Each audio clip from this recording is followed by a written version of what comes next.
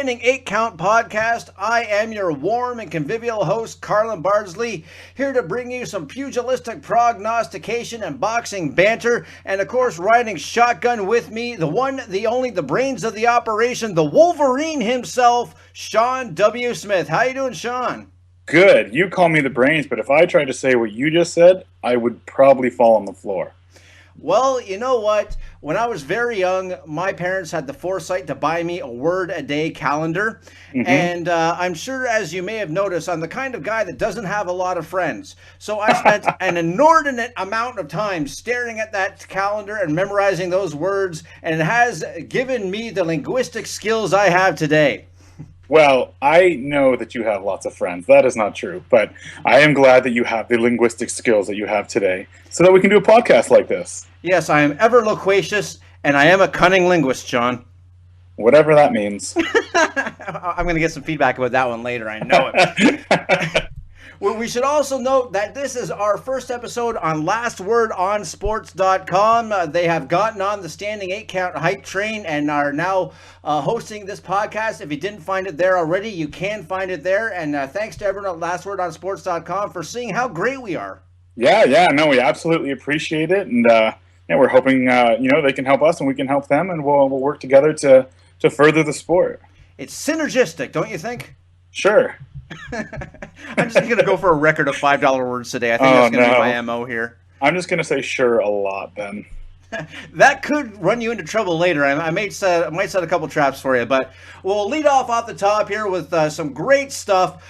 A knockout of the year candidate, Canelo Alvarez and James Kirkland, a 3-round absolute war, Sean Smith. I mean, for anyone that was disappointed in Floyd Mayweather and Manny Pacquiao, they more than got their comeuppance in this fight here, because this was just wall-to-wall action in the amount of time it lasted.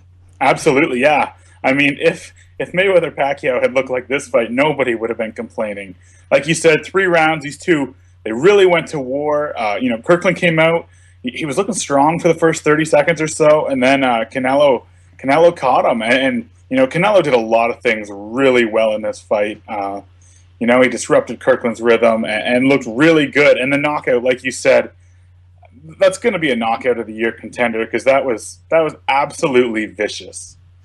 And Kirkland, like you said, came out strong. He came out and just started chucking from the word go.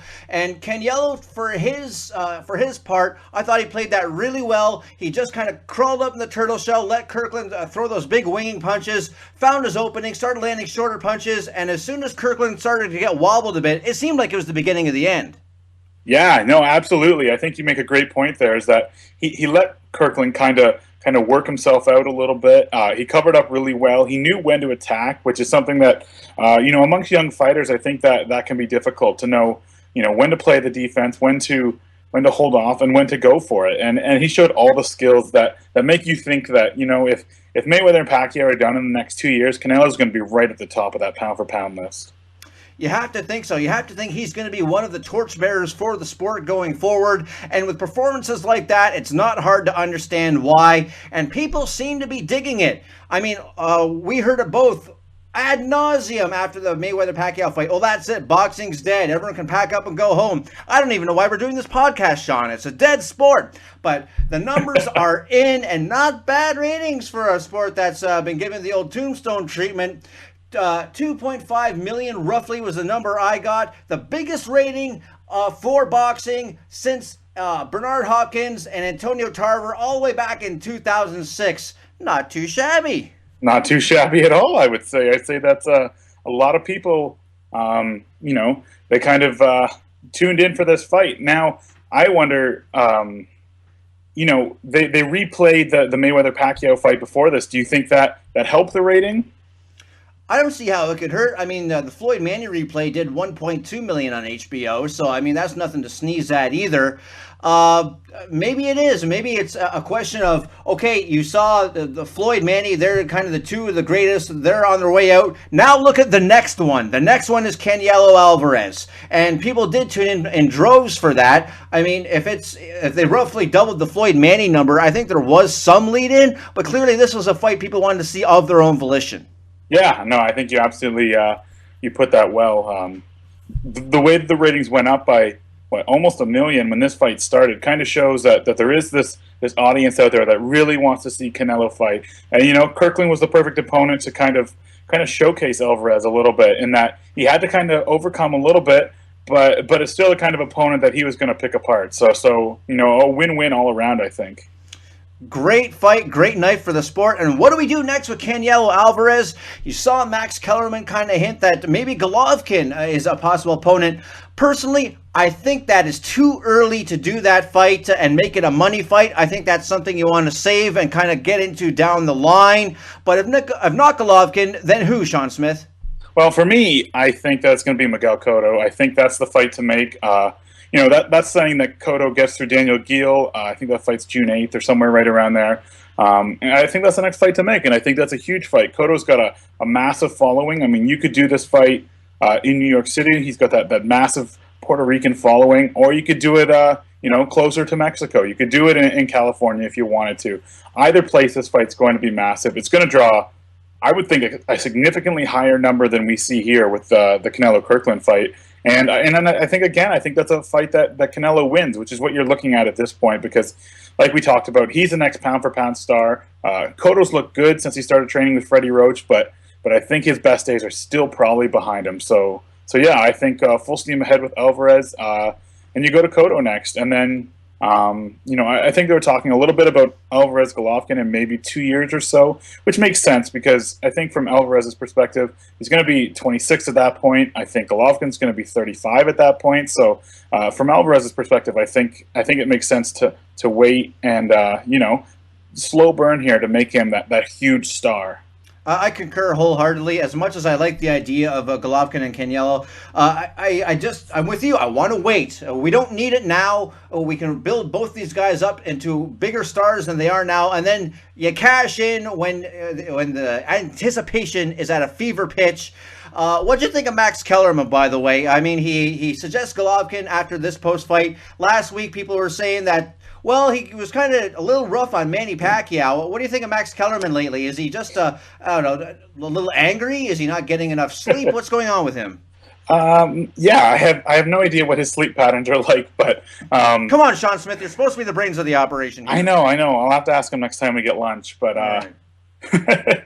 I don't know. I think he's trying to be a little more like Larry Merchant was back in the day, where he'd be a little more confrontational, but I don't think it's coming off the same way. And I don't know if it's just these fighters. Maybe we'll see him go back to kind of his old style, or if maybe this is what he's going to be like from moving forward. I really don't know, and it'll be interesting to see because the fighters haven't said anything, but I have to think that after they go through a war, they're not really interested in being confronted like that. I wouldn't think so, and you're still in kind of that fight mentality afterwards. I mean, how long is it going to be before someone pops Kellerman if he keeps mouthing off like this?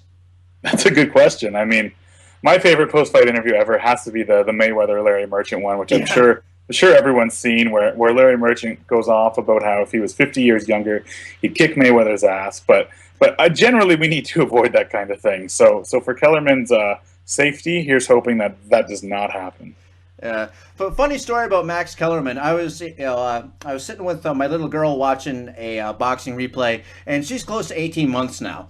And she saw Kellerman doing a post-fight interview, and she pointed at the screen and said, "Daddy." Now, there is a bit of a facial resemblance between me and Kellerman, a little bit, but I got to tell you, after that, I got way more suspicious of her mother's trips to Las Vegas. I can see a little resemblance there. Yeah, totally.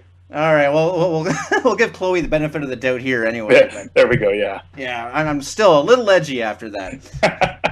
And I was super edgy after watching PBC this past weekend. I don't know if I just don't know what the hell I'm watching, but I'm watching McDonnell and Kameda, and it was a close fight, but I thought you had to give it to Kameda, especially when he had the knockdown. I mean, what were you seeing when you saw that fight?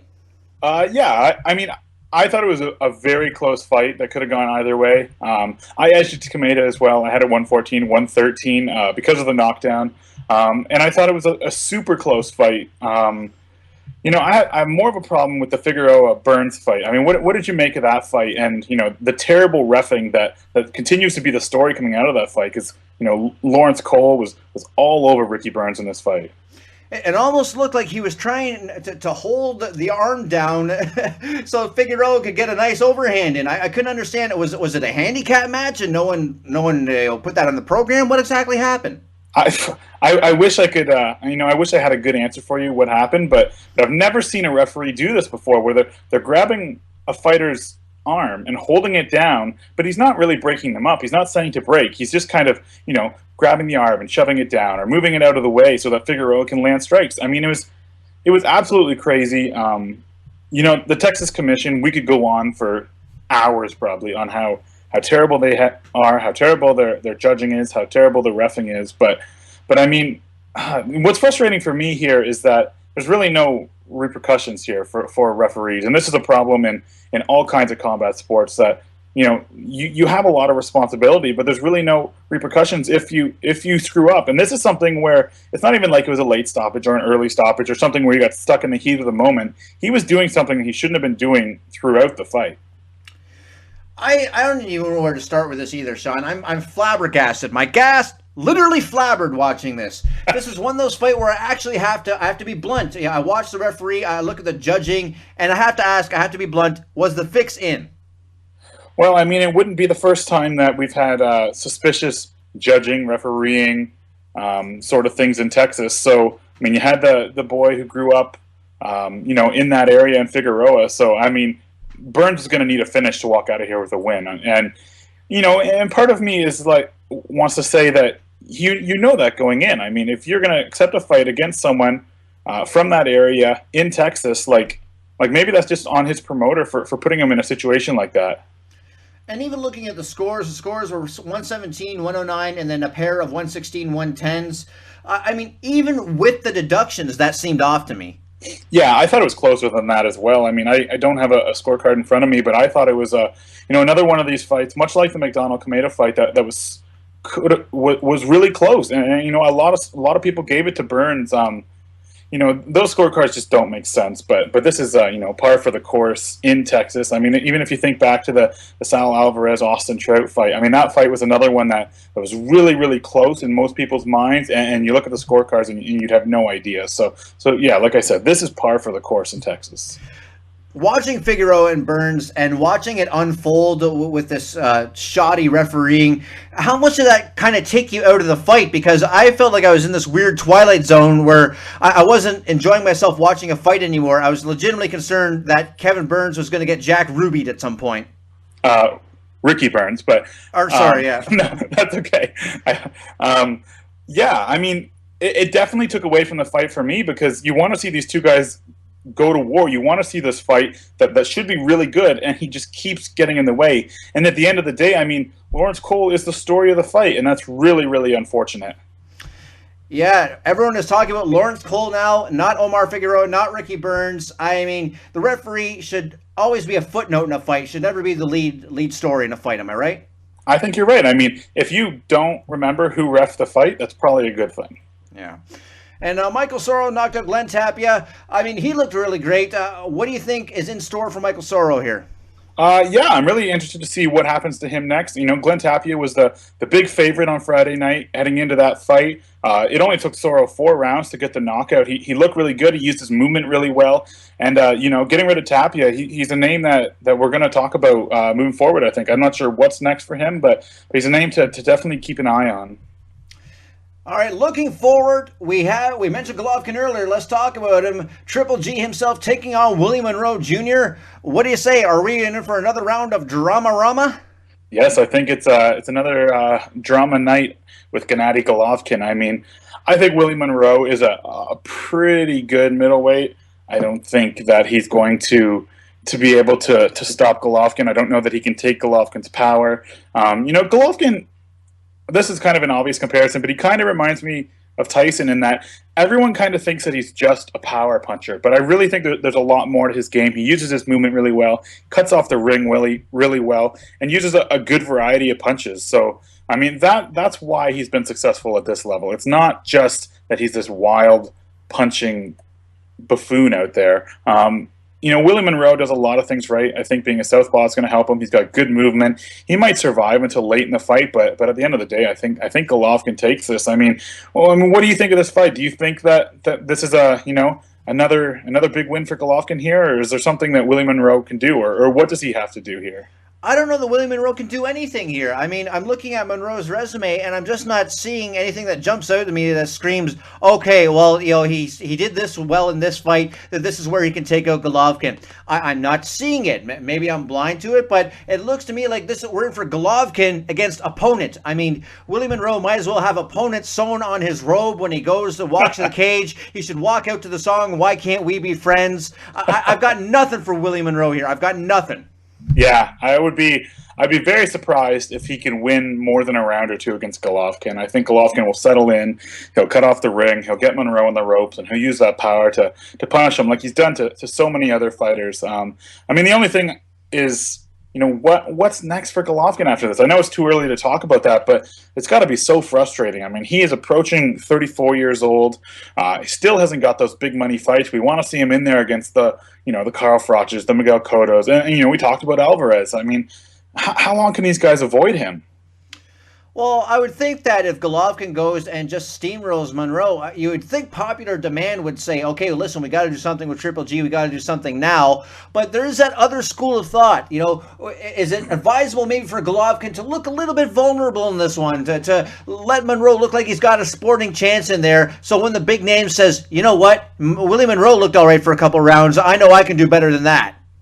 That's a good question. I mean, I don't know. I can't wrap my head around. I mean, if he goes out there and he loses 3 or 4 rounds on purpose, will one of the other names step up? I don't know. It's such a tricky thing, and we've seen this, over and over in boxing. And that's just one good thing that's good about MMA or the UFC is that you really have to face your top contender. Where in boxing, it's fairly easy to avoid whoever the top contender is. How strong is public demand to see Golovkin in there with one of these guys? If the public demand is there, that means the money's going to be there. That means the fight will be there. Am I right? Yeah, and I think that's part of the problem as well is that Golovkin's not pulling in the ratings that demands that he fights a Cotto or a Carl Froch or Canelo Alvarez. I mean, he's not going to pull in 2.5 million viewers. He's going to be somewhere around 1 million or maybe less than that. So, I mean, if we can finally see those ratings starting to go up and people are interested in it, I think you're right. I think we'll finally see those fights. And on the undercard, we have a guy that's really tearing up the pound-for-pound list, Roman Chocalito Gonzalez. But the rub on this guy is that he's only 112 pounds. Are mainstream boxing fans going to buy into this guy?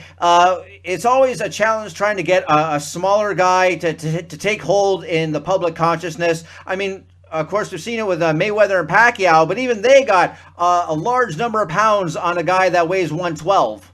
Yeah, absolutely. Mayweather, Pacquiao, I think they weighed in at 146 for their fight. 112 pounds, I mean, I haven't weighed that since grade 4. Yeah.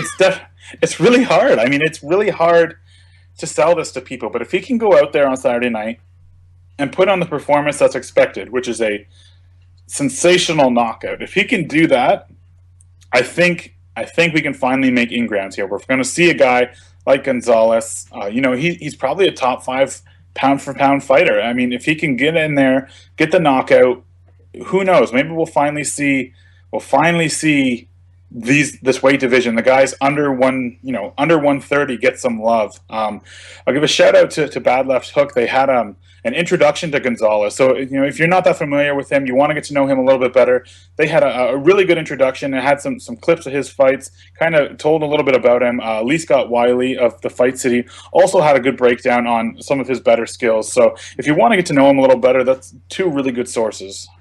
Yeah, Bad Left Hook and Fight City are both fantastic boxing sites. You're probably aware of them already, but if you're not, go there now. Well, not now, when you're done with this podcast, but soon. But getting back to Gonzalez, you got to think that HBO at least believes in him, or they wouldn't be putting him in such a prominent position under a guy like Golovkin, would you? Yeah, I mean, there's something. I mean, they see something here that they think they can sell, obviously, or they wouldn't have him. So, I think this is the first fight at this weight on HBO since 1995, if I remember, if I read that correctly. So, I mean, it didn't work before. Hopefully, it'll work this time. He's the kind of fighter that can make it work. We're not talking like a Guillermo Regundia who's going to use defensive mastermind to win fights, but not necessarily in an exciting fashion. Gonzalez is going to come forward. He's going to put on a good fight, and hopefully the fans will tune in. All right, well, we got some other fights that are coming up on the docket. Chief among them, Adrian Broner and Sean Porter. I like this fight. I got to favor Broner in this one. He's looked solid since his loss to Maidana. Porter, I just don't have faith in. He's got the win over Paulie Malignaggi, but Paulie had one foot out of the sport, rather, really. He's got another win over Alfonso Gomez, who I've got a soft spot for because I'm that one guy that liked the contender, but I do like Broner to win here. What do you think, Wolverine? I'm going to go against you on this one. I think Sean Porter is, a little more slick. I don't really see much in Broner. Maybe I just can't stand his personality. I don't know. I like Porter here. I think he can go 12 rounds. He can, I think he's got a little more in the gas tank. His win over Devin Alexander is the one that really stands out to me. Broner looked good in his last fight, but it wasn't over, top competition. I think Porter here, but now I'm interested to see how this fight goes. That we've got our first, we're kind of going against each other here. That's right. The gauntlet has been thrown down, and I don't disagree that Adrian Broner has, the personality of I don't know. I want to keep it clean, but I have no problem with people who don't like Adrian Broner's personality. Putting him up against Porter, though, I don't know. I'm seeing Broner by decision. That's just the way I'm seeing it there, but we got plenty of time for this fight to take shape, so I'm looking forward to it. Also on the docket, looks like we're going to get Bernard Hopkins and Carl Froch. Great fight for the Seniors Tour. I'll be happy if no one breaks a hip.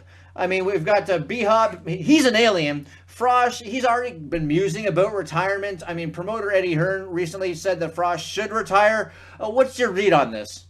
I don't know. I think the fight makes sense because you got these two guys who are a little bit older. Little bit? A little.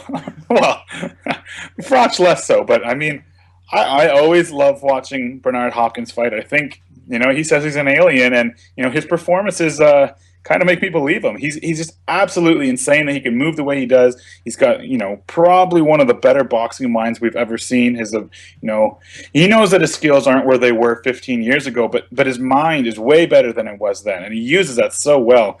How would you see this fight going? I mean, you have to think that Froch has a little more in the tank, but like I mentioned, I think Hopkins has the better fighting mind. So I think it's a really interesting fight. It is an interesting fight. I guess I would lean towards Hopkins, and I feel weird saying that because of his age, but I just looking at the two styles, I think this plays more into Hopkins' hands, and I look at Hopkins, I see a guy that wants to keep fighting. I look at Froch, and I see a guy that is not sure if he wants to keep fighting. Yeah. And when you keep fighting and you're not sure if you want to keep fighting, that's when you can get hurt. Yeah, and I think that's a really good point. I mean, if your heart's not in it, it shows up pretty quick. I mean, I think back to the Rios-Alvarado fight a few months ago, and you could tell that Alvarado didn't want to be there, and he was out of there in 3 rounds. Those two had 2 wars before that went, almost the length both times. So you can really tell if a fighter doesn't want to be there, and if Froch doesn't put in the work for this fight, it'll tell pretty quick. Agreed on that point. Also looking forward, we're looking at Alessandro Lara against Delvin Rodriguez. Larry's got the wins over Angulo, over Austin Trout, over Freddie Hernandez. And, of course, going back to the contender again, he beat H.A. Smith recently, so we can talk about that. Rodriguez, for his part, he's 35. He's got the loss to Austin Trout. Also got a notable loss to Miguel Cotto. I mean, just looking at the junctures of these two guys in their career arc, you got to think that Lara is on the way up, Rodriguez is on the way out. Yeah, and you should mention that Erislandy Lara had a very competitive, very good fight against Canelo Alvarez that some people thought Lara won. So a very good fight. Lara should dominate. I don't know if he's much of a finisher. He's got that Cuban style where he'd rather outpoint you. That's just from having such a great amateur background. But Delvin Rodriguez doesn't offer much at this point in his career. It's not going to be a brawl because Lara's just not that kind of fighter. But I see him winning a late stoppage. or maybe just a wide decision. One other fight I really want to talk about, because I think it's just, it's one of these ridiculous fights that's so one-sided, is this Deontay Wilder defending his heavyweight title against Eric Molina. Who's heard of Eric Molina? He's done almost nothing. This is a showcase fight if I've ever seen one. Yeah, Wilder, he's already looking forward. He's looking at Vladimir Klitschko. That's where he wants to be. Molina hits hard, but does he bring anything to the table here that would scare a Wilder, who all 6'7" of them? I don't think so. I don't think he brings anything to the table here. I think this is Wilder getting him out of there within 3 or 4 rounds. Yeah, I'm hard-pressed to disagree with you here. And if that plays out that way, are we looking at Wilder against the winner of Klitschko and Tyson Fury? I think so. I can't really see what other options there are out there. Probably not going to give Stavern a rematch right away. So, I think that's what we're building towards. Is that what it seems like to you? That's the way I'm reading the tea leaves. The heavyweight is very, very thin. Deontay Wilder is one of the few guys who seems to be on the run. He's got a lot of upsides. I think that Wilder and Klitschko is a sellable fight, and you don't see that a whole lot in the heavyweight division anymore. I know Europeans will disagree with me, but I'm from North America, so that's how I feel. So I'm looking at this, and I'm seeing Wilder Klitschko. Yes, this is a fight I'll actually make time for. Yeah, it's one of the few fights in the heavyweight division I'll be like, okay, I got to see that fight. Right. There's not a lot of other ones out there. There is not. And moving forward, I'm going to leave this one to you because I know that you're fantastically excited about this fight. You had to hear this guy. He was jumping up and down off air. And Sean Smith, he doesn't have a whole lot of movement skills. So when I see him that hyped up for something, I got to give him the floor. Mauricio Herrera and Hammer and Hank Lundy. Sean Smith, go! I love this fight. I think this is an amazing fight between two guys, who are really underrated in the lightweight division. Mauricio Herrera, he had that fight against Danny Garcia last year. Most people thought Herrera won that fight. Danny Garcia got the hometown decision. Hammer and Hank Lundy's a guy that's been begging for big fights. He lost to Delorme last December, I believe. But again, that was a really good fight. This is a guy that wants the big fights. He wanted to fight Thierry Jean on the Pascal. Who did he fight? Kovalev, the Pascal Kovalev fight in Montreal in March. That fight didn't work out. Hank Lundy's been calling Thierry Jean out since that fight. I think these two are going to go to war. I think of the 5 fights that we've talked about, I think Herrera versus Lundy is the best fight of the bunch. A lot of people aren't going to really talk about it because they're not those world championship level fighters yet. But this is going to be a war, and if you want a fight to watch this summer, this is the one. Well worth the money, and this guy is no small part of that. Argue with the only Corey Erdman on the program. How you doing, Corey? What we should do? Hey, what's going on, guys? Happy to be here. What he thinks about that fight? Excellent. Well, we're happy to have you. Absolutely, and we will. This is a great thrill for us, of course, being Canadians. The Fight Network is one of our premier outlets for boxing, and you, as I said before, are a huge part of that. You're doing great stuff over there. Yeah, I guess I'm a huge part. I'm also the only part. I'm pretty much the only guy in the office that is a full-time boxing employee. So I don't want to take credit for all boxing content that happens on the network, but I pretty much have a hand in everything. Well, that sounds about right to me. We called the right guy then. Yeah. Yeah, no other choice. Yeah. So how did you get into boxing? This is not something that a lot of Canadians or people in Ontario are really into. What are your first memories? Well, I kind of grew up around the sport kind of inadvertently. My grandfather was a very close friend of Arnie Beam, who of course was the trainer of Lennox Lewis, and of some other kind of high-profile Canadian fighters at the time. So I was sort of introduced to the boxing gym at a very young age, and because of that, my interest as a kid kind of went towards the boxing scene as well. So the history of boxing became something I was very interested in at a very young age. So, when it came time to choose a career path, I always had an interest in writing and later on in broadcasting.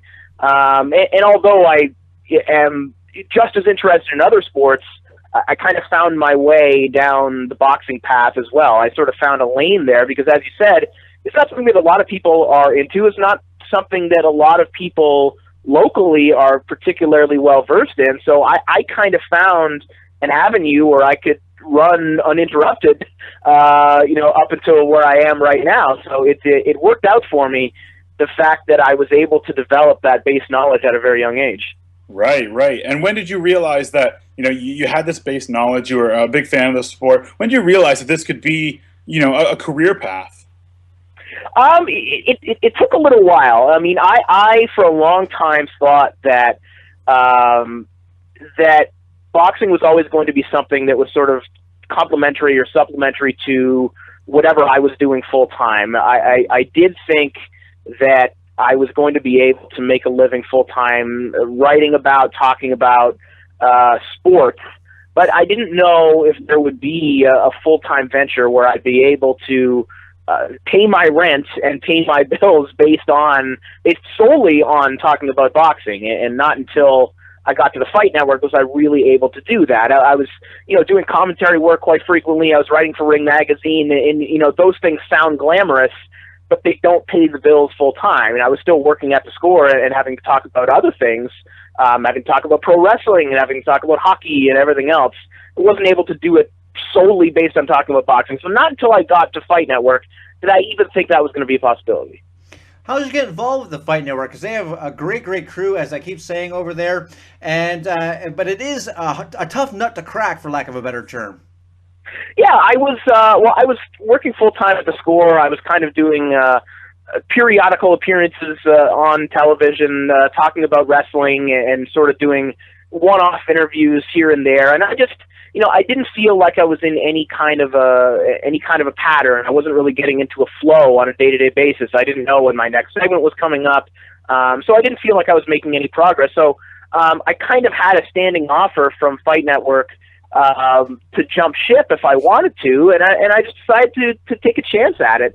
And this was when they were building the new studios in Liberty Village, and Leonard Asper had really taken the company over and had a new vision for it. And, things were looking up for the company because things were quite bleak for quite some time, to be quite frank. But once there seemed to be an upward trajectory of the company, and my situation at the Score had kind of flatlined, I decided it was the time to just jump over. And, from there I've been able to talk about people punching each other in the face Monday to Friday every week for a living. How have you enjoyed working there? Because like you say, you're talking about face punching 5 days a week. I mean, to me, you're living the dream, my friend. Yeah, in a lot of ways, it doesn't get boring. I don't dread going to work or anything like that. I'll be honest, it can get a little bit lonely at times, though, because the rest of the office is primarily focused on MMA. They don't really pay any attention at all to what's going on in the sport of boxing, unless Mayweather and Pacquiao are fighting.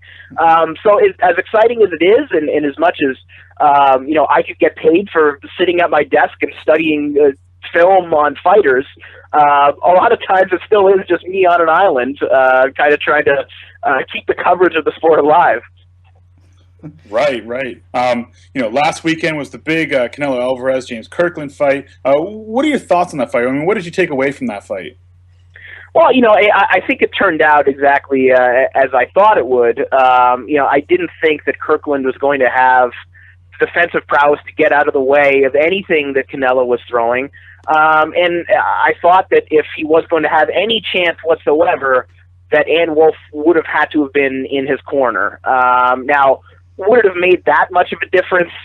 I don't know, because ultimately James Kirkland tried to parry a jab with both hands and let Canelo wind up and hit him with the hardest right hand he could possibly throw. Would Ann Wolfe have been in the corner to tell him, no, James, don't drop both of your hands simultaneously?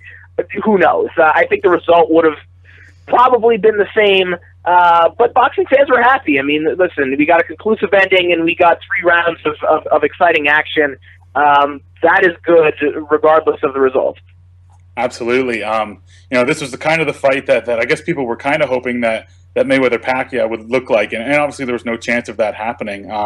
What do you see as Canelo's potential? I mean, are we talking about someone that could be one of the all-time greats? I mean, obviously we're looking into the future and hypothesizing, but what do you see as his potential?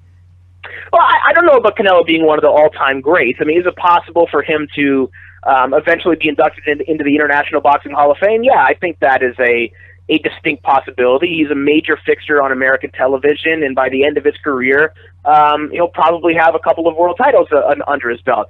Canelo, for the next little while, might have to kind of carry the flag as one of the sport's premier stars. He already does.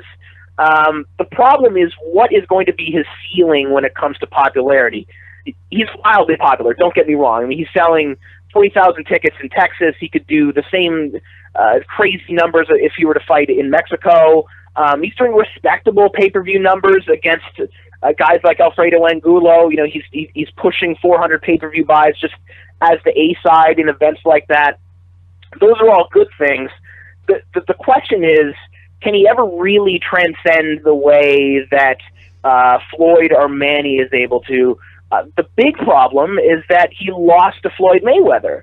And the reason that Floyd and Manny were so transcendent is because they went out and they beat Oscar De La Hoya, the guy who was the transcendent star at the time.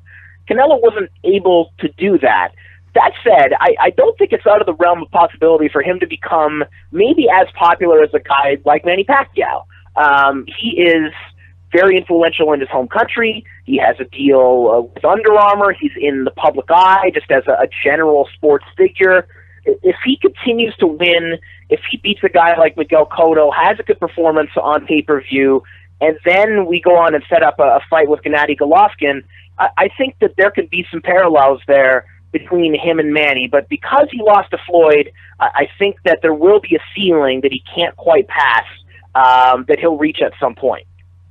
What do you make of the ratings for this fight? Because Sean and I were making the joke earlier, well, everyone said boxing was dead after Maypac. I mean, what are we even doing here? We should just pack it up and go home. But they got roughly 2.5 million viewers. It's the top HBO fight since 2006. What's your read on that?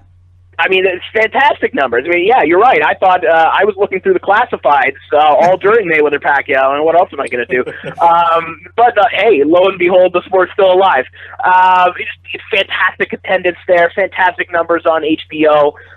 We do have to admit that they were aided by the lead-in, the replay of Mayweather-Pacquiao. I know people want to believe that Canelo can draw 2.5 all on his own, but no matter how good a fight is, HBO numbers just don't get up that high without the lead-in of a Mayweather-Pacquiao bout. And we see this year after year, that any fight that comes directly after a replay of a Mayweather or a Pacquiao fight is going to have a significant ratings boost. So we know that about 1.1 million people were tuned in at the time that the replay started, and then all those people seemingly stuck around, and we got, an additional 1.5 or so.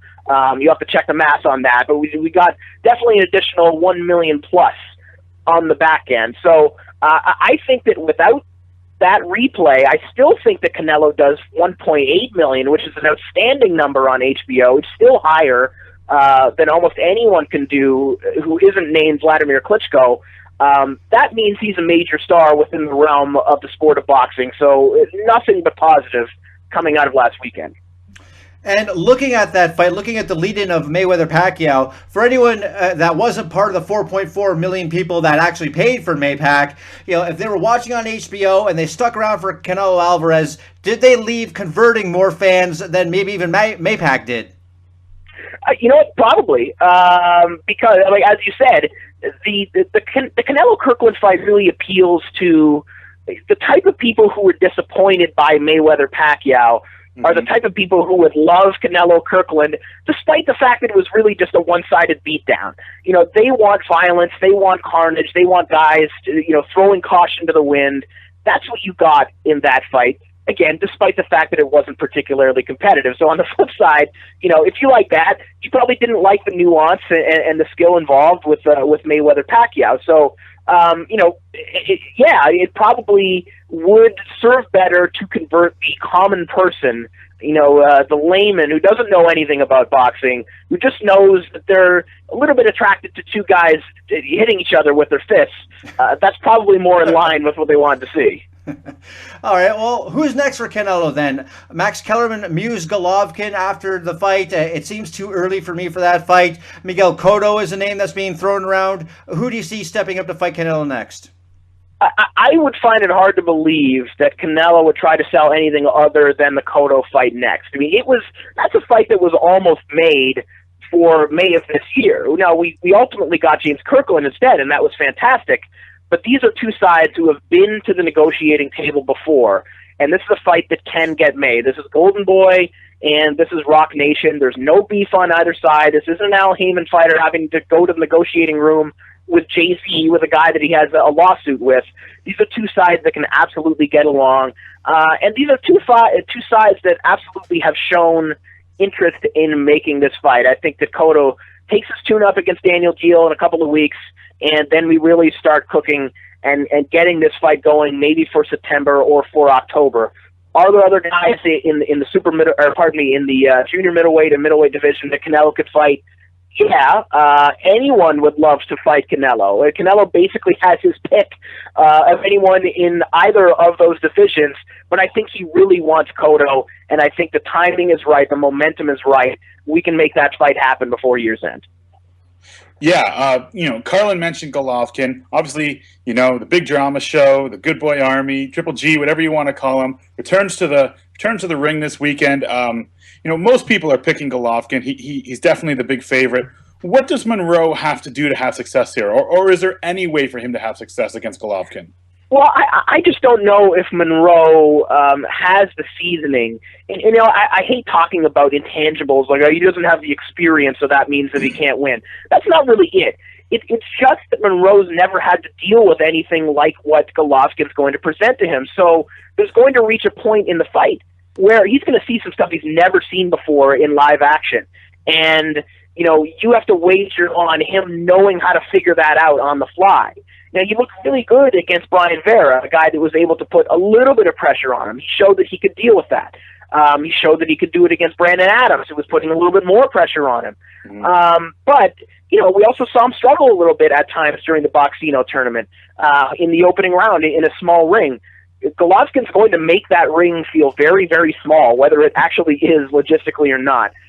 Monroe's going to have to use as much movement as possible, and he's going to have to make this fight as dreadful and as boring as possible if he wants to win, because he cannot stand in front of Gennady Golovkin. He doesn't have the firepower to do that. Does he have some hand speed? Yes, but he needs to couple that with foot speed. He needs to basically run away all night long and make this as ugly as possible, stay on the perimeter if he has any hope of winning this fight. Brass tacks, does Monroe really have a chance here? No, absolutely not. No, and I love Monroe. He's a great story. He's a good talker. I think that there are other guys in the middleweight division who he would give fits to with his hand and foot speed. I just think that Triple G isn't one of them. That's just not a guy that you can adapt to. Triple G isn't the guy that you want to take your first real step up in the middleweight division against. You want to face someone else within the top 10 and find out where you're at. Triple G is not a measuring stick. Triple G is the very top. And I think that Monroe's going to be in a whole lot of trouble, probably very early in this fight. And Golovkin's an interesting case. He's been avoided like the plague by most of the sport's top middleweights. Sean and I kind of got into a discussion earlier, and I kind of want to sound you out about this too. Would it work in Golovkin's favor to show a little vulnerability in this fight? So one of these guys says, hey, Monroe had a little bit of success doing this. Maybe I could take out Golovkin this way. Or would that just kill his marketability dead? I mean, you can look at it both ways. I honestly think it's best for Golovkin to just continue destroying guys. It's easier on his body. He's going to make more money doing that. And the reason I say that is because HBO is clearly dedicated to putting his fights on, regardless of who he faces and regardless of how competitive they are. People are tuning in to watch these Triple G destructions.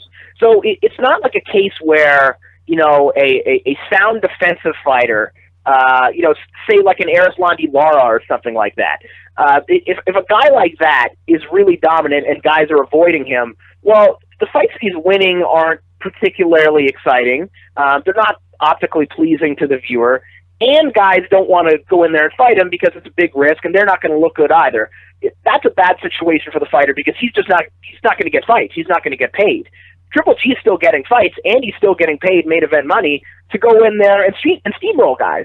So he might as well continue doing the same thing and wait until a guy like Cotto or a guy like Canelo is available, wants to take that step up, and then make the really, really big money. But, you know, why not enjoy the cakewalk while you can and keep blowing these guys out for as long as HBO is going to sign the checks?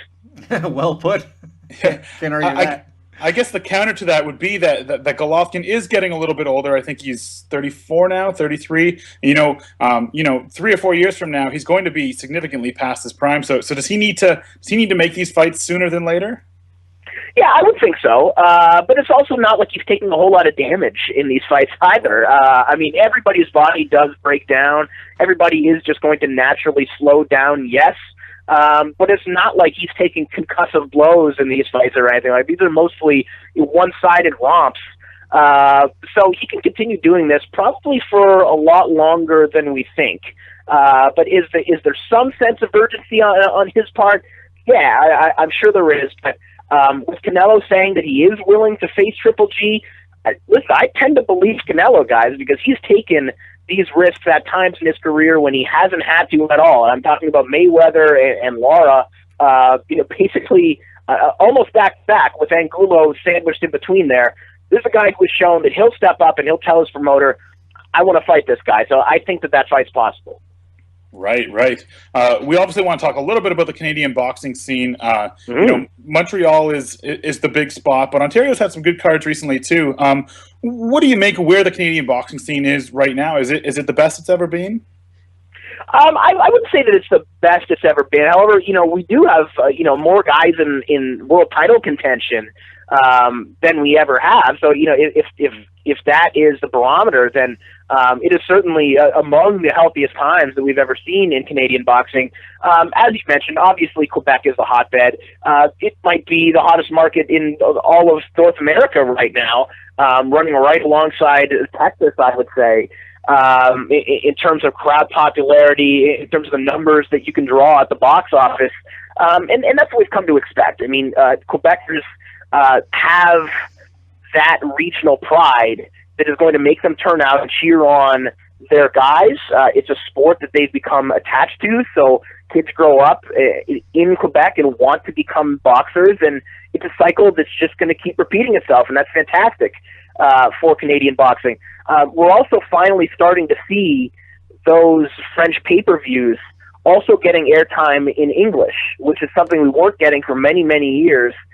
Jean Pascal fights, the Lucien Boutte fights, David Lemieux fights were shown exclusively across Canada on pay-per-view in French. So that meant that the English market had no way to really connect with these guys and no reason to tune in and see them.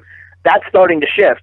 And in Ontario, we're starting to see more fighters because they see the carrot of fighting at the Bell Centre. That's dangling there for them, and we're starting to see more and more fights in Ontario, breeding these guys with the hopes that maybe they can get a main event there.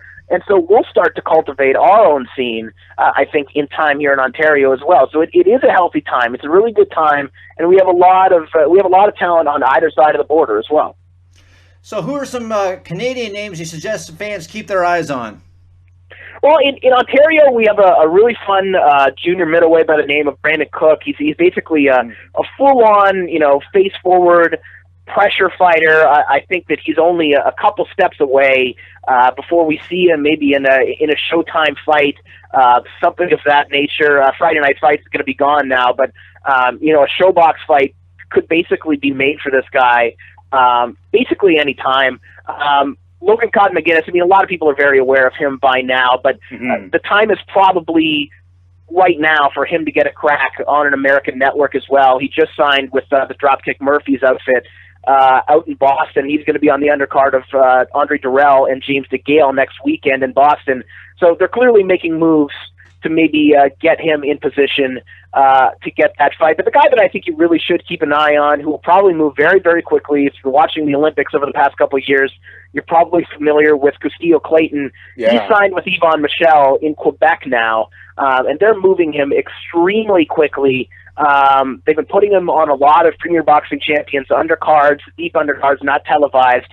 They're moving him very fast. So the pattern that you've seen guys like Vasily Lomachenko and Guillermo Rigondeaux and Artur Beterbiev, these super high-level amateurs that they fast-track. Castillo is on that same path, and I wouldn't be surprised if by midway through or even early next year, you see Castillo fighting for some of these regional titles, NABF titles and whatnot. They're moving him that fast. He could make some real waves in the welterweight division in a short period of time. There are rumors that the Stevenson-Bika bout, which wound up taking place in Quebec City, was supposed to happen in Toronto, and the Toronto Star reported that the event was canceled because of a disagreement with the Ontario Athletic Commission on hand wraps, of all things. What do you make of that situation?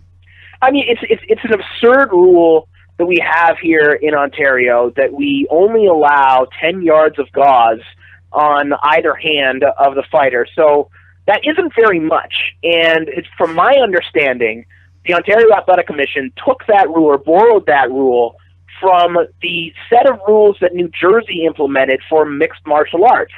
Now, obviously, you do other things in mixed martial arts. You don't need quite as much gauze and quite as much padding on your hands as you would in professional boxing, where the only thing you're doing is throwing your fist.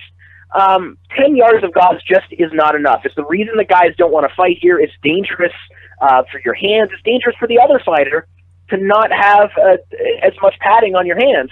And Adonis Stevenson, a guy with chronic hand troubles, just is not going to fight here with 10 yards of gauze. Every other commission, to put it into perspective, has a minimum, from what I've seen, I cannot think of another commission that has less than 40 yards, and a lot of commissions just have it unlimited. Just go ahead. As long as you can get your hand in the glove, that's fine. It's better for the fighters.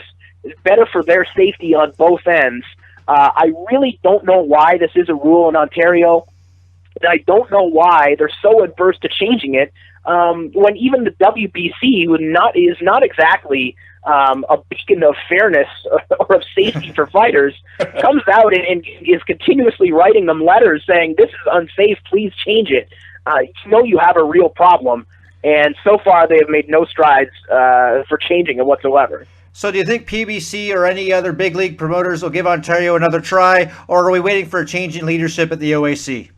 I think we are waiting for a change in leadership, and apparently that's right around the corner. Probably before year's end, you're going to see a new leader grandfathered in for the Ontario Athletic Commission, and then I think another organization will maybe step in. But that said, we've seen those rules bent in the past. For example, when Steve Molitor fought Celestino Caballero in some of his fights out at Casino-Rama, those rules were bent. The IBF came in and they said, listen, based on our rules, we allow this much tape, this much gauze, and Molitor was able to wrap his hands accordingly.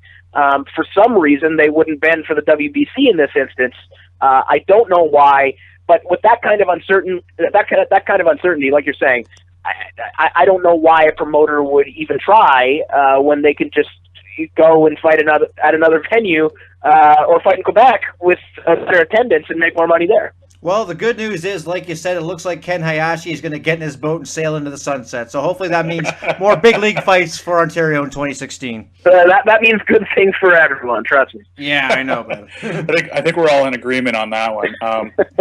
You mentioned David Lemieux. He's the kind of fighter that fans really like to see. He's all action fight. It was just announced June 20th. He'll fight for the IBF middleweight title against Hassim Nadan.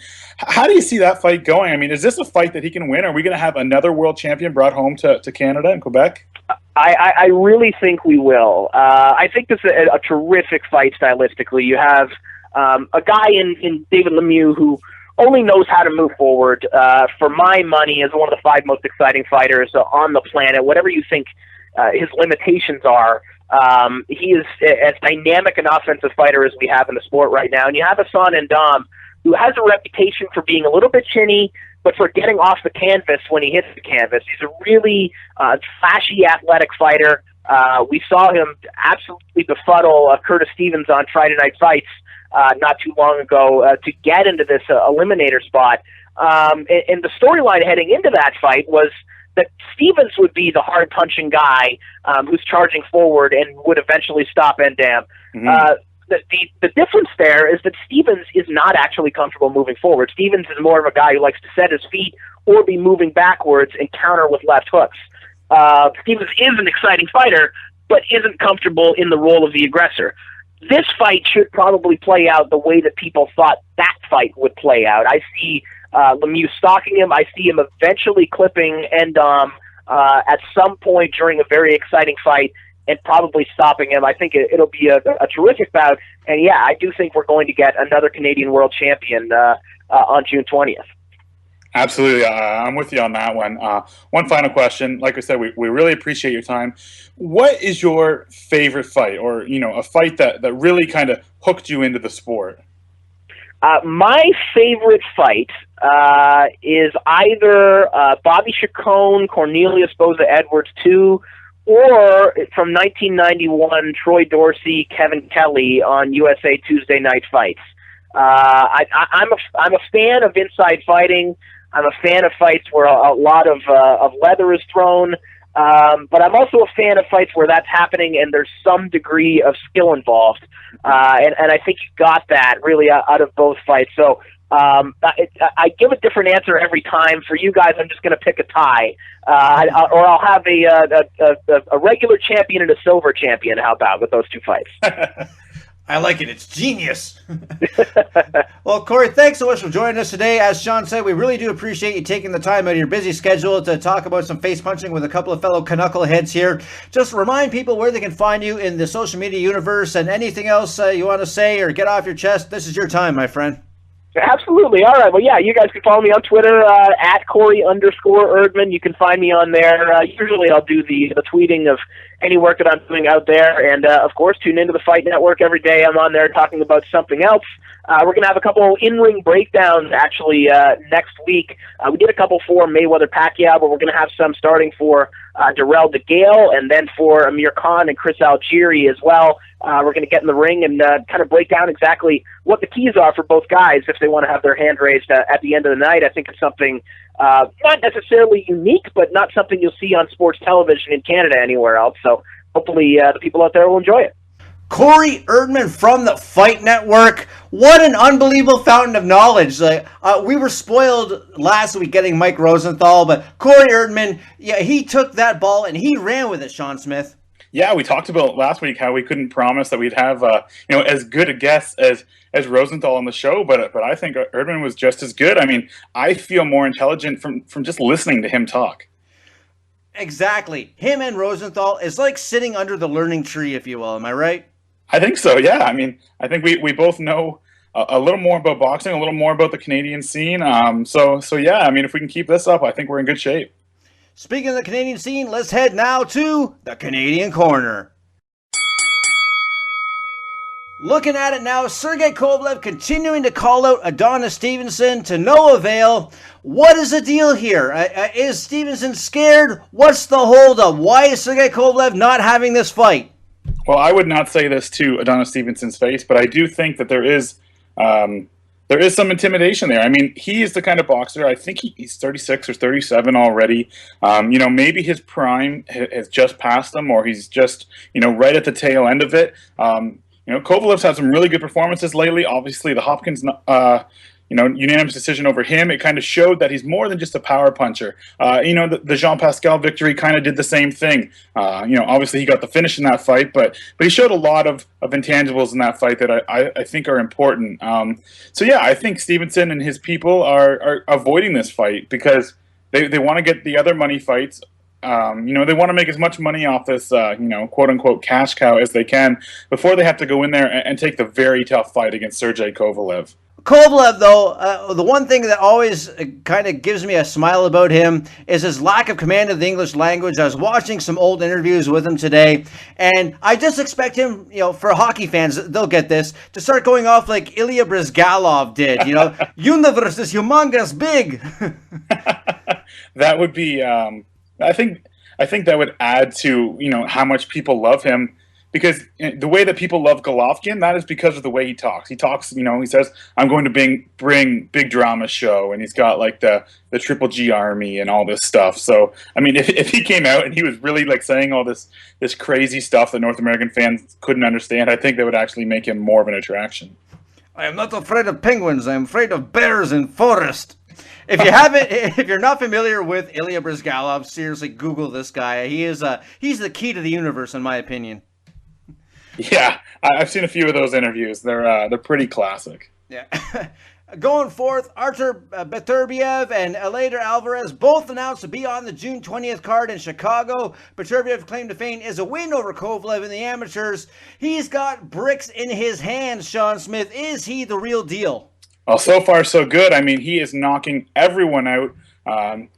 He's I don't have his record in front of me, but I think he's 8-0 now, 7 knockouts. So, most recently he fought on the PBC card that was in Quebec City, headlined by Adonis Stevenson. 4th round knockout there, just looked so good. So, I mean, I think he is the real deal. I think, there is kind of a log jam at the top, and he's part of the he's fighting out of Montreal, where there is all these talents in the light heavyweight division, but I think he's going to work his way to the top. I mean, this is a very good fighter. He's only 30 years of age, so, and he brings the kind of fight that fans want to see, much the same way that Kovalev does, much the same way that Golovkin does. So I really think, the sky's the limit for a guy like this in the light heavyweight division.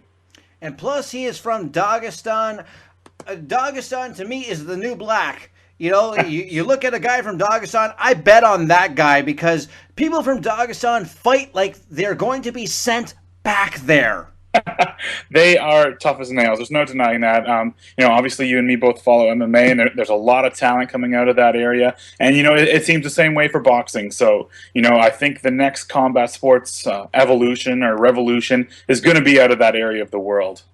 I think the toughest job in the world really has to be working at the tourist bureau in Dagestan. Come here. You may or may not get killed.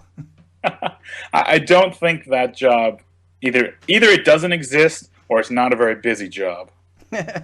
I wouldn't think so. But let's talk about Alvarez, too. He's already 31. He's not a prospect anymore, not a young buck.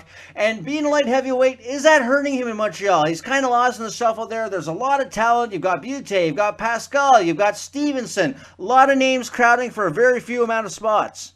Yeah, and he's already 31. I mean, we keep saying that he's a prospect, but at this point, he's not a prospect anymore. If he's going to take that next step, now is the time. I think he's got a very impressive record, but I think it's just a matter of time where someone's going to catch him. So I don't know if I don't have as much high hopes for Alvarez as I do for Beterbiev, but who knows? There's so much talent there. I mean, at some point, maybe they start matching these guys up. Maybe you can headline a card somewhere. Have that Alvarez versus Beterbiev fight, and that can be your headlining fight.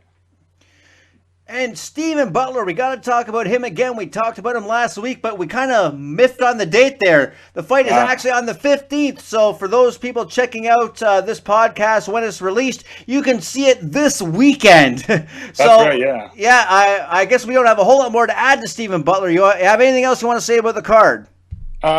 Nothing else I really want to say, just that he'll fight this weekend, and the fight should be up on YouTube pretty quick. They're pretty good at doing that. So if you look up Steven Butler versus Philippe Teniente, it should be there by Sunday or Monday, and you can check out this fight, which I suspect Steven Butler will have his way with.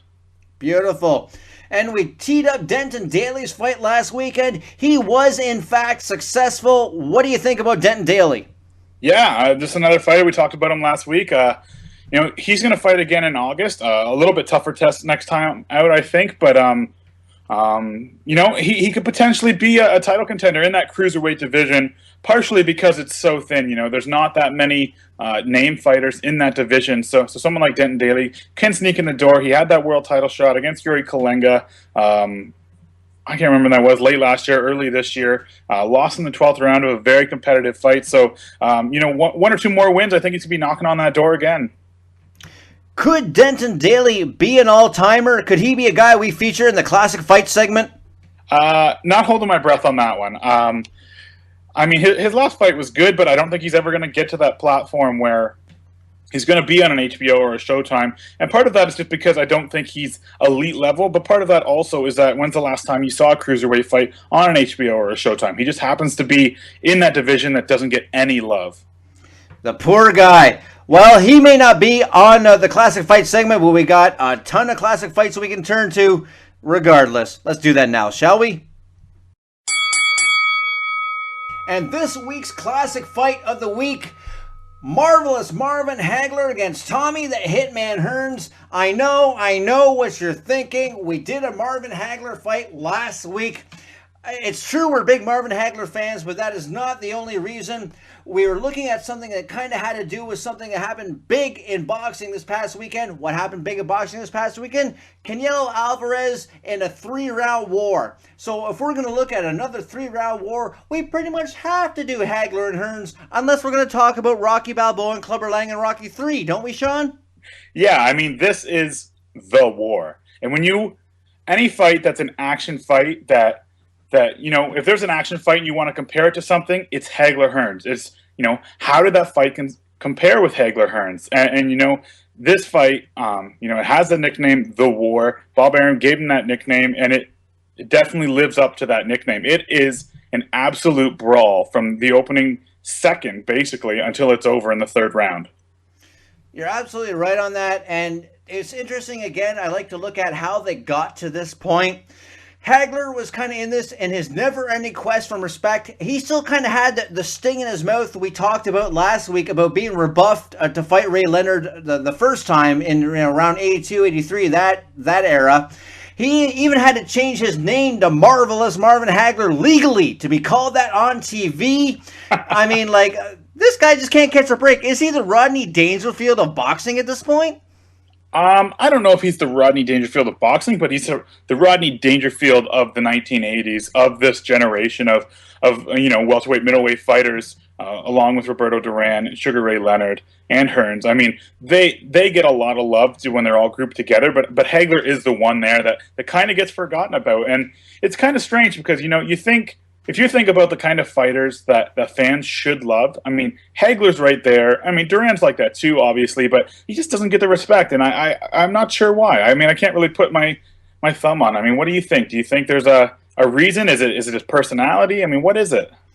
I think well, from what I'm looking at anyway, it had to be that he wasn't Ray Leonard. I mean, Ray Leonard was, Mr. Everything. He was, the great, nice guy that everyone could relate to. He was like Wayne Gretzky was, again, to use a hockey reference. He was just one of those guys that had the big smile all the time. Marvin Hagler was not that guy. He was, kind of a surly guy, which he's a prize fighter. I don't fault him for that. But he never seemed to grab the public imagination the way a Ray Leonard did. He didn't have that kind of charisma. But what he did have was a style of fighting that was just absolutely stunning to watch. I mean, he gets a lot more respect in retrospect, I think, than he ever did in his prime. Yeah, it's really interesting, and I think you make a good point there with the Sugar Ray Leonard. But my counter to that would be that Roberto Duran does get all that love. Is it because he's from Panama and Hagler's, he's never going to be that top American fighter? I guess that's probably what it is, right?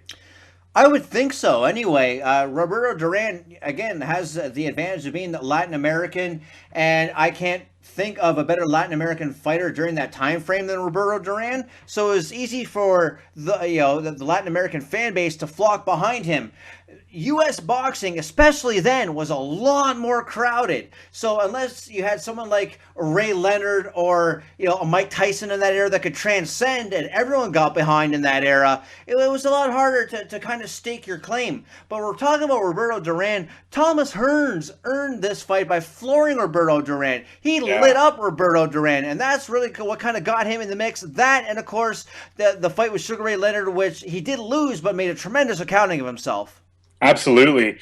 My question would be, and I'd be interested if we could at some point have a reporter on that was at this fight or was around during that time. I mean, was it expected to be like this? I mean, I don't know how you could ever see a fight like this coming, but do you think that this is what people were expecting from this fight? I don't know how you could expect anything like this fight. I mean, I think if you go in with that kind of attitude where I want to see a 3-round war where these guys just go in there like rock'em sock'em robots and kick the snot out of each other for 3 rounds, 99 times out of 100, you're going away disappointed. But just looking at it, my jaw was dropped. I watched this fight twice. I watched it the first time, and I watched it the second time. I was going to score it, but again, after that first round, I still had my jaw hanging open. I had no idea what happened. I just knew that I loved it. Yeah, I mean, this is the kind of fight that fans come to see, which, I mean, as people like us that watch boxing, sometimes that can get a little frustrating. The Mayweather-Pacquiao, I don't want to keep harping on that fight, but the fans really, really left a bad taste in people's mouth. Had it been a fight like this, I mean, fans would have loved it, and there's good and bad to that, because what Floyd did in that fight was magical, but it's not necessarily the kind of thing that's going to grab fans the way this fight would, or Canelo Alvarez versus James Kirkland last weekend, which, like you said, I mean, that's the reason we chose this fight. Yeah, and you know what? When I was watching even the intros to this fight, and you saw Marvin Hagler punching himself during the intros. I mean, Hagler looked the most determined I've ever seen him, even more than the fight we talked about last week with Ray Leonard. Mm-hmm. Yeah, I mean, he came into this fight, like you said earlier, like, he always feels disrespected, and I think that kind of helps him in the fight. It helps him get pumped up for the fight. I mean, he goes in there with a chip on his shoulder, and he is determined that he is not going to go down. And, when you've got that attitude, it makes it very difficult to defeat you. And as soon as the bell rang, it was on. There was absolutely no feeling out process whatsoever. They just went to the center of the ring and said, let's go. I mean, I said I couldn't score the first round just because I got so mesmerized watching it. Did you score it at all? I mean, if you had to score it, you'd probably edge it to Hagler, just because I think he throws the harder punches, and his punches, they tend to look more damaging. Tommy Hearns has a little more finesse to him, and in a fight like this, the finesse just doesn't work in your favor. So I guess if you had to score it, I probably would edge Hagler, but I mean, it's a war. You're absolutely right in that, like you said, they're not calling it the war for nothing. They're not out there gardening or anything like that. Tommy Hearns broke his hand in the first round. He landed a number of powerful rights in the first round that shook Hagler. I mean, that hand doesn't break. Are we looking at a different fight? Possibly. I mean, that's a good question. I think Hagler probably still gets him out of there at some point. Maybe not right away, but I mean, if you're going to war and you've got one weapon, the other guy has two, I mean, the guy with two weapons is always going to win. Yeah, it's simple mathematics at that point, really. Hearns looked to try and box him a bit more in round two, but on the surface anyway, Tommy Hearns is a much faster guy than Marvin Hagler. I would have thought that if he really wanted to, he could have played jab and move for a little while, maybe got himself out of the second and third rounds, just sticking to that strategy, wait for the hand to numb up on him. Were you surprised he didn't go in that direction? Because Hagler did lure him back into a firefight. Yeah, and I think Hearns was a little bit thrown off when Hagler switched to orthodox or switched to southpaw. He kept switching those stances, and that's not something he did a lot. I think that really threw Hearns off, because if you don't prepare for that, I mean, that is tough to deal with. Hagler's the kind of fighter that has power in both hands, so when he does that, I mean, it puts you in a very difficult predicament. How psychologically damaging do you think it was for Hearns? Because he was just hitting Hagler with his best Sunday punch, the same ones that took out Roberto Duran, but Hagler was still right in front of him and answering him every time.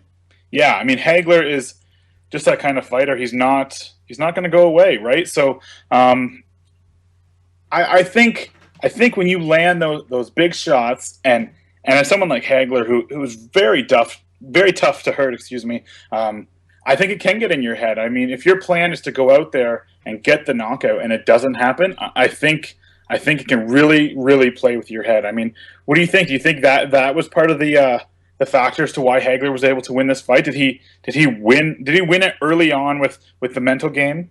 I think he did win the mental game coming out of round one, to be honest with you. I mean, the broken hand obviously has Hearns in lower spirits, and all credit to Hearns. He still, fought a tough fight from there on out. But I think as soon as he knew that, okay, I just broke my hand on Marvin Hagler's head, and Marvin Hagler didn't flinch. Marvin Hagler is still in front of me. Now what do I do? Yeah. I think that was a question Hearns kept asking himself. And, I don't know that that is unwarranted for Hearns to feel that way, because holy smokes, I mean, you saw Hagler's head kind of snap back on a couple of the early rights in round one, and I'm not sure if it's after the hand broke. I'm not sure exactly what point the hand broke, but there was one point where Hearns looked like he was hitting him as hard as ever. Hagler's head wasn't snapping back anymore. Yeah, I mean, if you look at Hagler you can tell that he's got a very strong neck. He's got that big head, difficult to knock out. And that's just, part of that is just the physics of it. And part of it is just that stubbornness that comes with feeling so disrespected, I think. I mean, you don't even want to show an ounce of worriness or of being injured because you don't want the opponent to take advantage of that. So I think Hagler had the mental game pretty early on. You mentioned the handbrake. I think that was definitely part of it as well. But I think back to Hagler being disrespected. I mean, I think he showed, as much as this was a war and he used his power punching, I think he did show he's got some skills as well in this fight. Yeah, again, the switching of the stances back and forth in round two really seemed to confound Hearns. And I think maybe that, I mentioned earlier, I think maybe that is what kept Hearns from just trying to keep that jab and move offense going and try to wait for that hand to numb up on him. He wasn't sure which side to circle to because Hagler kept switching stances on him. Yeah, exactly.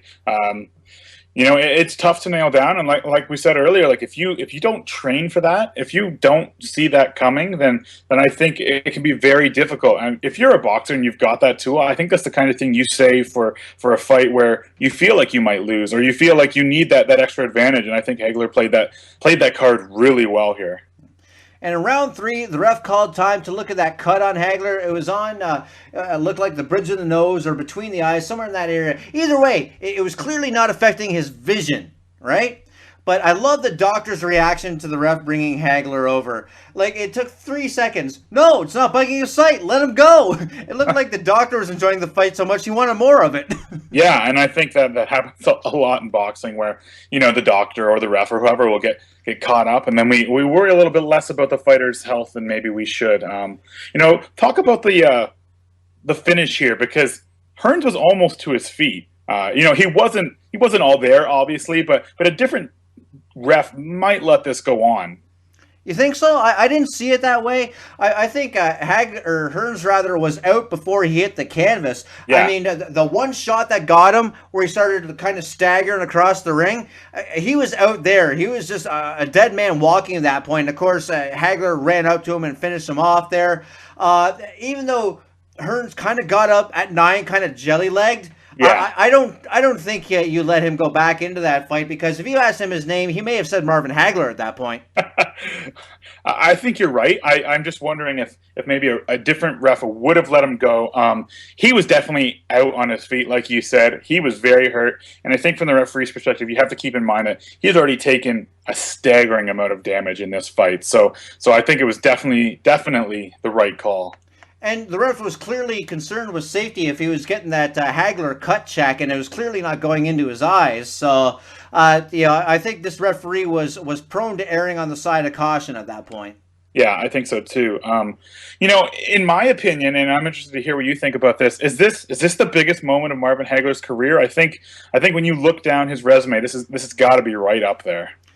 I think it has to be. I mean, of course, actually winning the title would be a huge thing for him. But then he got pelted with bottles afterwards, so it's probably not one he wants to remember a whole lot of. Yeah. Of course, Leonard should have been his crowning moment, but depending on how you saw that fight, it wasn't meant to be there. But this is one thing that no one can take away from Marvin Hagler. And Marvin Hagler, like we said, he's got that chip on his shoulder. He always feels disrespected. This is the one night where everyone looked at Marvin Hagler and said, yeah, this guy is the man right here.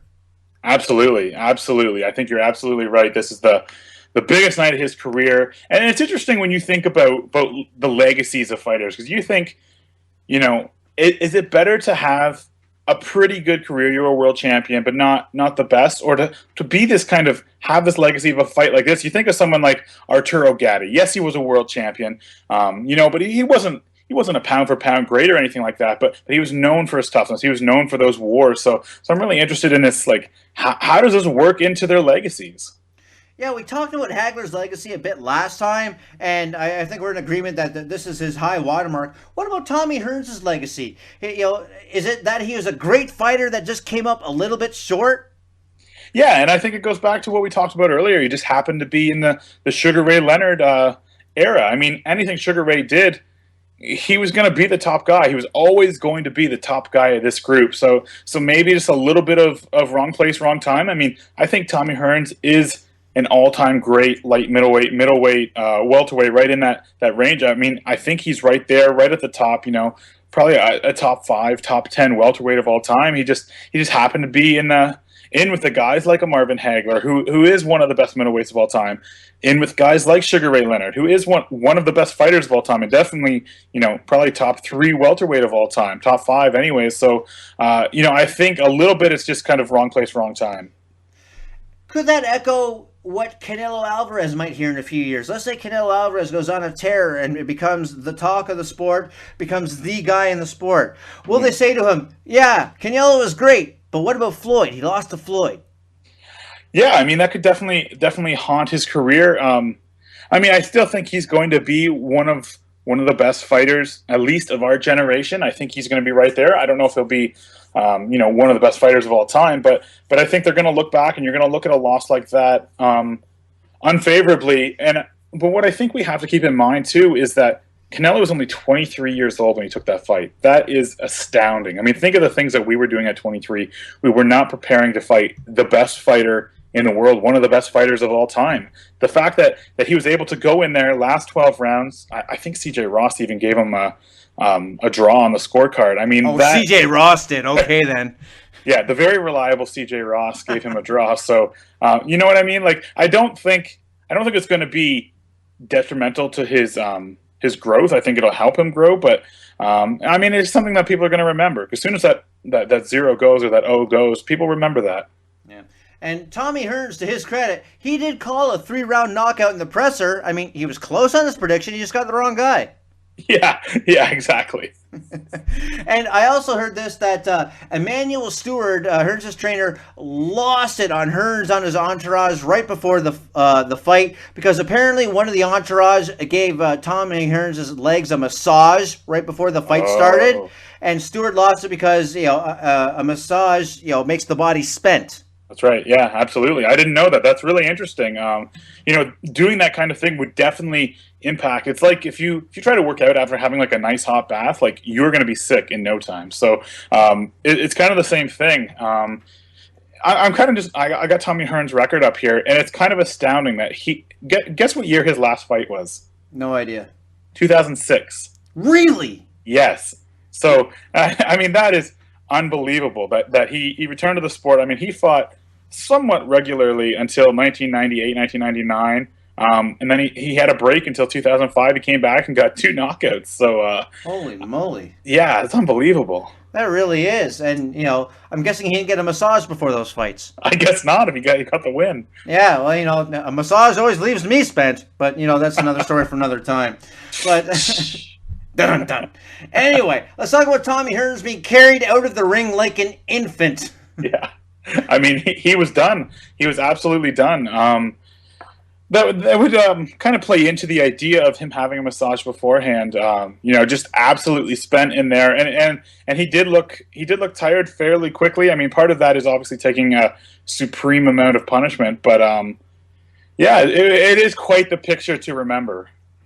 Do you think if he had to do it over again, he would have just done it like most fighters that need help doing it? Okay, throw one arm over this guy, one arm over this guy, and I'll walk myself back. I mean, at least he could have left with some semblance of pride that way, because that is just. I have no qualms with Tommy Hearns the way he fought this fight, but it's just not the visual I'm sure he wanted people to leave with.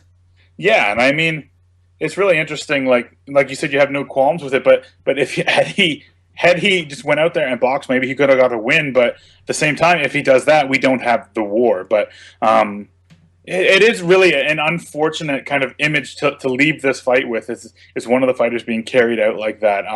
I wouldn't say that it defines his legacy or anything like that, but when you think of Tommy Hearns, that is one of the images that go through your head. Do you think that someone on YouTube at some point is going to get that footage and put Whitney Houston, "I Will Always Love You" over it?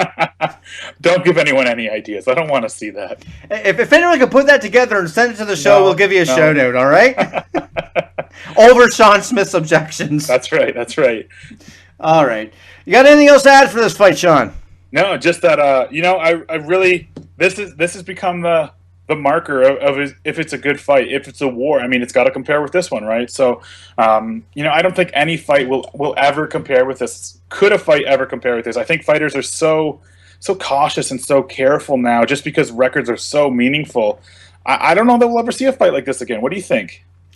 I don't think so, because these are two guys that were absolutely at the tippity top. I mean, even if they lost, they knew that they were going out on their shield, and they could go out on their shield against someone, because this really was for the number one fighter in the world at this point in that weight division.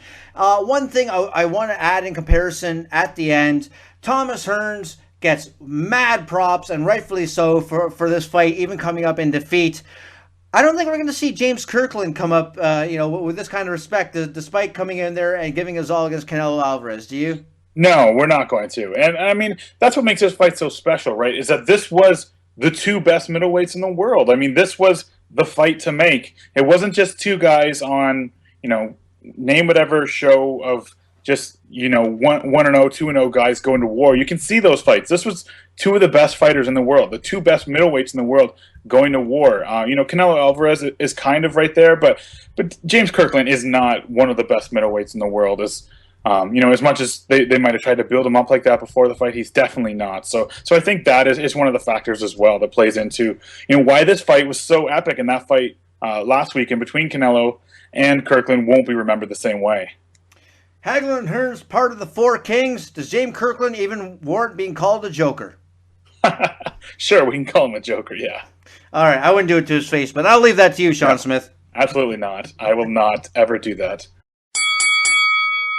Well, Sean, another exciting edition of Standing 8 Count in the books. I'm very excited at the turn the show is taking. It just keeps getting better and better. And you can follow along with this show on the Twitter at standing_8 count. That's standing_8 count. And on the Facebook as well at facebook.com/S8C podcast. That's S8C podcast. Sean Smith, another great week. Absolutely, yeah. I mean, we keep getting these great guests. I think we're kind of getting the hang of this a little more every week. So, we're definitely getting there. And we have to give a shout out to Last Word on Sports. They're hosting our podcast. We really appreciate it. We're only 2 episodes in, and they contacted us, and we're going to be on Last Word on Sports, and that's fantastic. We're really excited to be a part of that group. They've got a lot of great stuff on their site. So thank you to them. Well said. For the Wolverine, Sean W. Smith, I am Carlin Bardsley. Tune in next week for more boxing banter and pugilistic prognostication. And until we meet again, the bell has sounded.